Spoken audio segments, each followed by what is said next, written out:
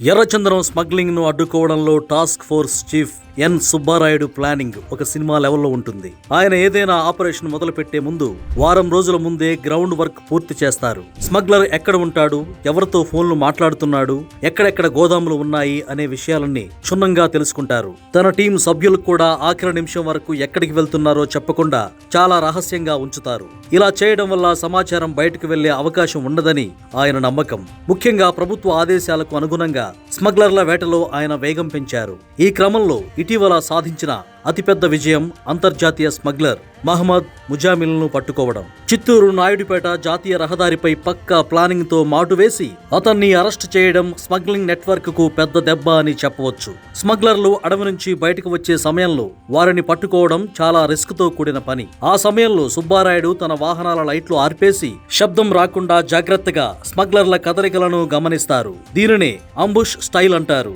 ఒక్కోసారి స్మగ్లర్ల కోసం అడవి పొదల్లో లేదా పొలాల్లో తిండి నిద్ర లేకుండా రాత్రంతా మాటు వేసి కూర్చుంటారు. వారు లోడుతో వాహనం ఎక్కగానే మెరుపు వేగంతో దాడి చేసి తప్పించుకునే దారి లేకుండా లాక్ చేస్తారు. నిఘా పెట్టడం కోసం ఆయన టీం కొన్నిసార్లు గొర్రెల కాపర్లలా, అడవి కూలీల్లా మారువేషాల్లో కూడా తిరుగుతుంటారు. సాధారణ చెక్ పోస్టుల దగ్గర స్మగ్లర్లు చాలా జాగ్రత్తగా ఉంటారు. అందుకే సుబ్బారాయుడు ఎవరు ఊహించని మలుపుల వద్ద లేదా నిర్మానుష్య ప్రాంతాల్లో మాటు వేస్తారు. స్మగ్లర్ల ఫోన్ నంబర్లను, IMEI నంబర్లను ట్రాక్ చేస్తూ వారు ఎక్కడ ఉన్నారో నిరంతరం కనిపెడుతుంటారు. స్మగ్లర్లు ఎర్రచందనాన్ని భూమిలో పాతిపెట్టినా లేదా చెరువుల్లో పడేసిన నిందితుల నుంచి నిజాలు కక్కించి అత్యాధునిక డిటెక్టర్ల సాయంతో ఆ దుంగలను బయటకు తీయిస్తారు. కేవలం లోకల్ స్మగ్లర్లనే కాకుండా బయట రాష్ట్రాల్లో ఉండే పెద్ద పెద్ద కింగ్ పిన్లను పట్టుకోవడంలో కూడా ఆయన సిద్ధహస్తులు. తమిళనాడు, కర్ణాటక వంటి రాష్ట్రాలకు వెళ్లినప్పుడు అక్కడి ప్రజల్లా లుంగీలు కట్టుకుని లోకల్ నంబర్ ప్లేట్లు ఉన్న కార్లలో తిరుగుతూ నిఘా పెడతారు.